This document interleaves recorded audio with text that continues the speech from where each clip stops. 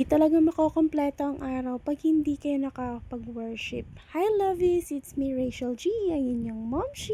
Ngayon, samahan nyo kami sa aming ganap for today. So yun na nga mga loves, since Sunday ngayon at hindi kami nakapagsimba kasi nga naman si Daddy walang susuotin pala, tapos naman ako sumasakit yung puson ko at yung daliri ko sa paa. Usually, kapag hindi kami nakakapagsimba, sa bahay na lang kami nag-worship at nakikinig ng preaching. At isa sa paborito naming pakinggan ay si Pastor Stephen Rad. Iba siya mag-preach, mas straight to the point siya lagi at marami ka talagang matututunan sa kanya, I swear. Ngayon, si Daddy nagdala ng devotional at isa sa mga answered prayer talaga na makasama namin si Dada mag-devotional. Pero habang naghanap siya, si Sam naman gusto siya din magbasa kaya binigyan na lang namin siya ng libro para tumahimik muna saglit. Iba talaga lagi ang presence ng bahay kapag si Lord yung center lagi at si Lord yung laging nasusunod. Minsan merong mga bagay sa loob ng bahay na hindi natin kontrolado at minsan napapareact tayo ng di sa oras. Buhay hindi perfect, minsan nadadapa tayo at madalas na distract sa kung ano mang ino-offer ng mundo. Pero human as we are, we cannot deny the fact na nagkakamali tayo kasi tao lang naman tayo and we are not perfect. But the good thing kapag anak ka ng Diyos, madapa ka man, hindi kanya pababayaan. Mawala ka man saglit, He always make a way for us to come back in His will. Gagawa at gagawa siya ng paraan para bumalik ka sa kanya. Kaya grateful ka kung merong taong nagpre-pray sa'yo lagi. Kapag may pamilya at anak kayo, payo ko, always seal them with prayer para kahit sukatin man kayo ng challenges, hindi kayo magigiba ng basta-basta. And it's not always about the obstacle. It's all about how you handle the obstacles with a wide understanding and a grateful heart. Kaya lagi mong pagdasal yung family mo, lagi mo lang iasa lahat sa Panginoon.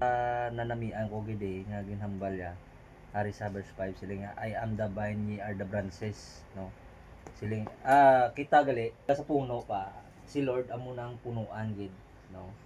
Kitaya mo lang ang mga sanga-sanga. Kung hindi tungod kay Lord, hindi man tama munga mo. Rinig niyo yun, kung hindi tungod kay Lord, hindi tama mo nga. So kung hindi tungod kay Lord, wala tayo sining kalibutan. Tapos nga naming mag-devotional, sakto naman umulan at tinapos na lang ni Daddy yung mga nilabhan na iniwan niya sa akin kahapon na dapat tatapusin ko. Kaso nga dahil sa masakit yung paa ko, hindi ko na nagawa.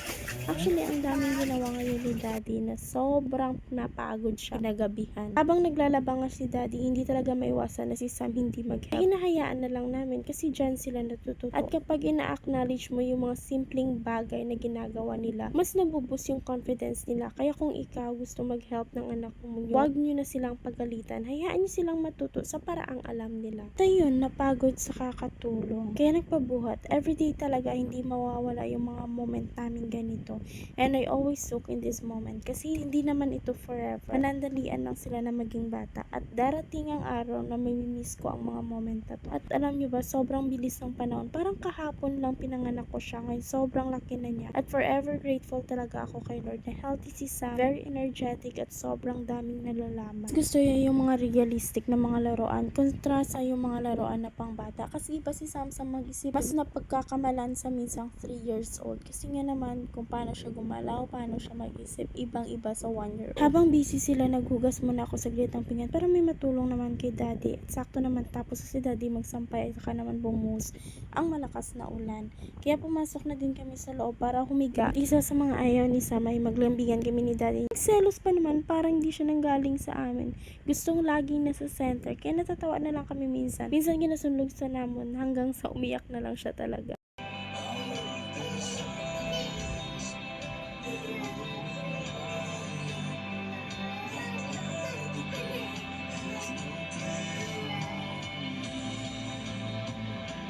Jesus, yours is the victory.